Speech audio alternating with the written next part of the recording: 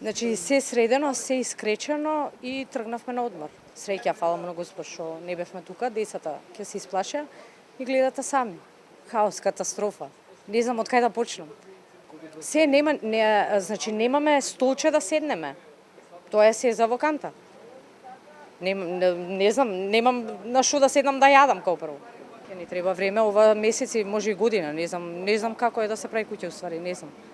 Алати во гаражи, автомобили, такви ствари имавте? Да. Колата, моторот, се отиде. Да. А што подрумот?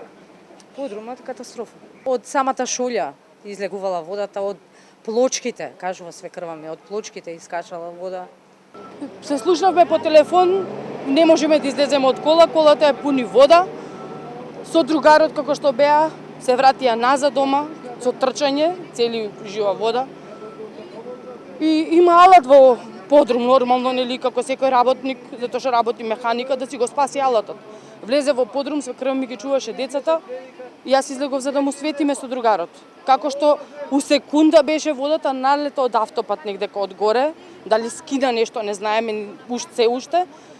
Подрумот се напуни за 2 секунди во вода. Кога излезе он за да ја поземе батеријата, се спаси.